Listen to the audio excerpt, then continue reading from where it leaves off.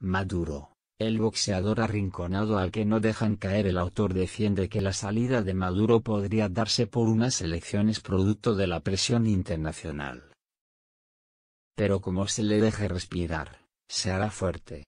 El boxeador está arrinconado y muy debilitado. Como un muñeco inflado de los que ponen en las ferias, se dobla con cada golpe que recibe pero no se derrumba. Un tente tieso, un porfiado. Su rival, mucho más ágil y enérgico, lo supera. El esquinado es una masa inerme sin capacidad de respuesta para ganar el combate, pero sigue de pie. Este round de una larga pelea debió haber sido de unos pocos segundos, pero se hace eterno. ¿Por qué no se derrumba? ¿Por qué no se rinde? Doping. Se niega a caer. Trampa. El púgil se mantiene de pie porque, rompiendo el reglamento, sus entrenadores lo sostienen desde afuera del cuadrilátero. Poco les importa el bienestar del luchador, solo que alargue la pelea lo suficiente como para que la derrota no afecte tanto a los intereses de los patrocinadores. ¿Es consciente de esto el boxeador Nicolás Maduro? ¿Es consciente de que es una ficha desechable? Lo único que sabe es que sus entrenadores Putin y Castro le dicen que aguanten mientras le coordinan un retiro dorado. Los golpes de su rival, Juan Guaidó, en más de una ocasión lo han hecho contemplar cualquier salida con tal de escapar del cuadrilátero. Pero sus nervios no son tan de acero como hace creer. En su equipo, aparte de los entrenadores internacionales, cuenta con un psiquiatra llamado Jorge Rodríguez que lo persigue a sol y sombra para que no se derrumbe. Lo único que sabe es que sus entrenadores Putin y Castro le dicen que aguanten mientras le coordinan un retiro dorado. Pero sus nervios no son tan de acero como hace creer. Alegorías del boxeo aparte, todo esto ocurre así en ese campamento llamado Venezuela. Tras la amenaza del uso de la fuerza, Estados Unidos ha decidido que puede alcanzarse una solución pacífica a la crisis venezolana. Cuando Elliot Abrams, el enviado especial del Departamento de Estado para Venezuela, dice que ve en el horizonte unas elecciones libres en las cuales el oficialista sub pueda participar como un partido democrático funcional. Es porque eso ya fue acordado por Trump y Putin, los que realmente deciden. El chavismo se prepara para este escenario. Aunque públicamente digan lo contrario, lo cierto es que hasta barajan como candidato al joven gobernador Héctor Rodríguez. Los comanda Diosdado Cabello, quien no ve claro cómo quedaría él en una transición.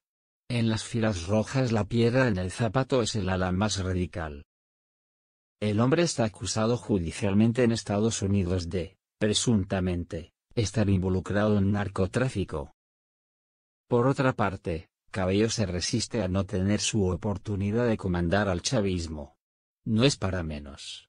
Algo parecido ocurre en el sector democrático.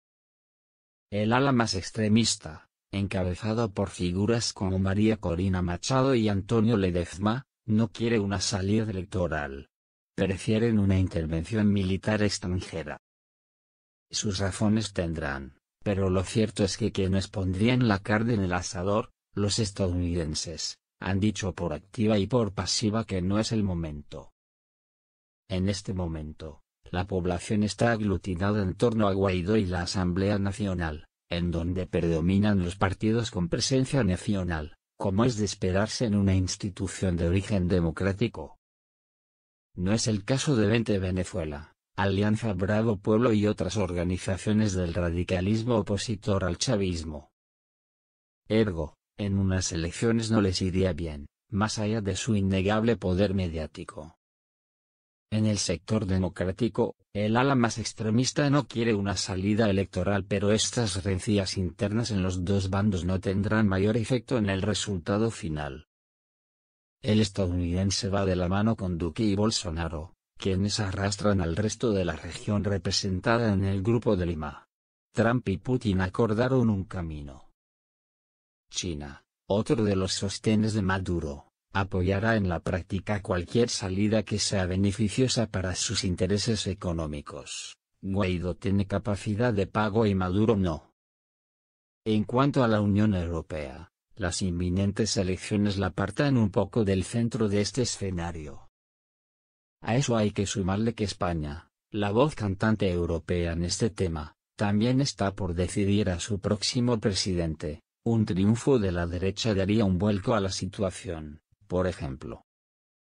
Que Venezuela esté cerca de un desenlace pacífico y electoral es gracias a la presión tenaz y constante. Es gracias a que Estados Unidos está listo y dispuesto a usar la fuerza de ser necesario. Por lo que su política exterior está en veremos. Sin embargo, falta. Es gracias a las sanciones económicas y diplomáticas. Todo suena bien.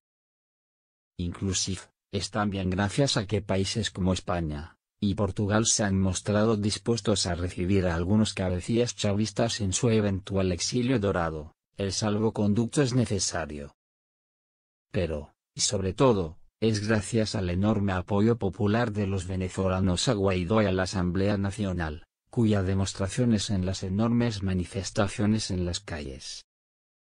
Este 1 de mayo el gobierno interino ha llamado la mayor manifestación en la historia del país. Volviendo al boxeo, el púgil rojo está casi ido. Sin embargo, como se le deje respirar, sus entrenadores, tramposos por naturaleza, lo recomponen como sea y se olvidan de cualquier rendición. Un Maduro más fuerte hoy como nunca antes. Han sido tan complementarias las estrategias ofensivas del imperio norteamericano con las estrategias defensivas de las élites chavistas. Mientras tanto el pueblo sigue conteniendo una guerra y esperando que sus derechos económicos, sociales y políticos sean la prioridad. Lejos de debilitar al gobierno de Nicolás Maduro, la operación Guaidó ha fortalecido su posición a lo interno del heterogéneo bloque chavista. Todas las contradicciones importantes que se viven dentro de este bloque se han postergado ante la amenaza de una intervención militar extranjera. El chavismo no ha tenido otra opción, ha pospuesto conflictos propios que tensionan por una regeneración genuina, ante la urgencia de cerrar filas para sostener el poder político. La política de asedio económico ya ensayada en Cuba e Irán, efectivamente menoscaba, y mucho, el respaldo popular hacia el gobierno de Maduro. Sin embargo, los hechos no hacen sino reiterar que la mayoría de la población venezolana si bien necesita mejorar sus condiciones de vida, y estabilizar el funcionamiento de instituciones que garanticen sus derechos básicos, no está dispuesta a aceptar injerencia extranjera ni una guerra de ninguna índole. Los venezolanos no quieren pasar de una crisis grave a una crisis severa. Los venezolanos esperan orden, una opción política que estabilice sus vidas. Esperan que quien ejerza el poder estabilice la moneda, garantice salarios que permitan vivir dignamente, ofrezca transparencia en la gestión pública, instituciones públicas eficientes que les amparen, igualdad de condiciones para emprender actividades económicas, justicia en la distribución de la riqueza, y, sobre todo, poder de decisión política. Y esto no lo ofrece ni de lejos Guaidó, y a Maduro le está resultado muy difícil. En esta encrucijada está la mayoría. El nivel de descontento de la mayoría de los venezolanos hacia Nicolás Maduro era mucho más palpable en diciembre de 2018 que hoy en día. La desfachatez de la presión norteamericana por una salida fáctica de Nicolás Maduro, quien fuera votado por más de 6 millones de personas en 2018. No ha generado otro resultado sino su consolidación como líder del chavismo. Una escena de nítida repetición desde 2017, cuando Nicolás Maduro logrará sacar adelante una Asamblea Nacional Constituyente con el voto de 8 millones de venezolanos. El 3 de febrero de este año, Nicolás Maduro le decía al periodista español Jordi Évole que el problema de los gobiernos extranjeros que apoyaban la autoproclamación de Guaidó era que no entendían a los venezolanos, que no entendían al chavismo. En efecto, Quien no conoce a las clases populares venezolanas no puede entender cómo con el nivel de precariedad que hoy viven las familias ante la hiperinflación y la inestabilidad de los servicios públicos, agua, luz y transporte, sectores importantes de la población siguen saliendo a las calles a respaldar a Nicolás Maduro. La Operación Guaidó traduce la incomprensión tanto de las élites mantuanas como de los estrategas norteamericanos de la cultura política venezolana. De hegemonía antiimperialista y, como consecuencia soberanista, desde los momentos constitutivos de la República hace más de 200 años. Evidentemente la opción predilecta por los venezolanos pasa por ser considerados en las decisiones sobre el destino del país a través de elecciones. Las tácticas inmediatistas que buscan sacar a Maduro por fuerza o desgaste, lejos de convencer, retraen o desmovilizan a descontentos e indecisos, y cohesionan a los chavistas de mayor conciencia política. Los norteamericanos no la tienen fácil. Los chavistas están dispuestos a todo por defender su soberanía, la dignidad de sus decisiones políticas. Pasaron casi 2 décadas. Los rápidos movimientos de Hugo Chávez por construir alianzas con las potencias emergentes hoy sirven de resorte económico y geopolítico de Maduro.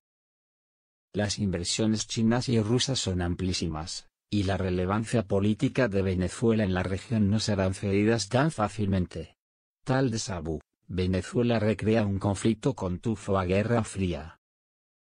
Y aunque la mayoría sigue expectante de los movimientos de sus élites internas, así como de las potencias que se disputan el liderazgo global, no transan, lo que pase en Venezuela deberá pasar por las urnas.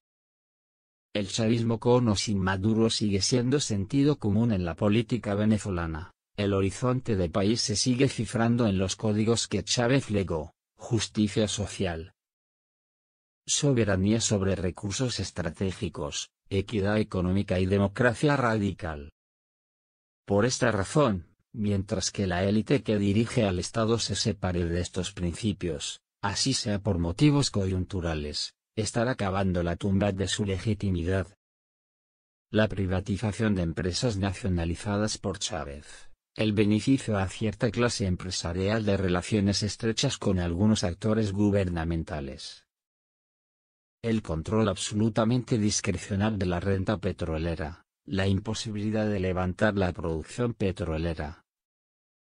La excepcionalidad en el funcionamiento de los poderes públicos, el debilitamiento del bolívar como moneda nacional, y la demora en la construcción de una ruta política que involucre a la población en la resolución del conflicto político, constituyen los riesgos más altos a los que se somete la élite dirigente del chavismo durante estos meses. Esta ruta de sostenimiento de la gobernabilidad puede resultar muy costosa, si es que se aspira a resistir hasta 2020 antes de abrir las puertas a un proceso electoral. En este escenario, la amenaza explícita de intervención extranjera, y la escalada del bloqueo económico norteamericano es lo mejor que le puede suceder a esta élite dirigente. Contar con un enemigo externo, visible y en permanentemente movimiento, a lo interno nos hace sino verticalizar la toma de decisiones bajo un esquema defensivo y de resistencia. Después de todo, en una guerra no se espera que se consulten las decisiones. No se espera que sea transparente el uso de los recursos. No se espera que los servicios funcionen, no se espera que la economía camine. Hoy como nunca antes han sido tan complementarias las estrategias ofensivas del imperio norteamericano con las estrategias defensivas de las élites chavistas. Mientras tanto el pueblo sigue conteniendo una guerra y esperando que sus derechos económicos, sociales y políticos sean la prioridad.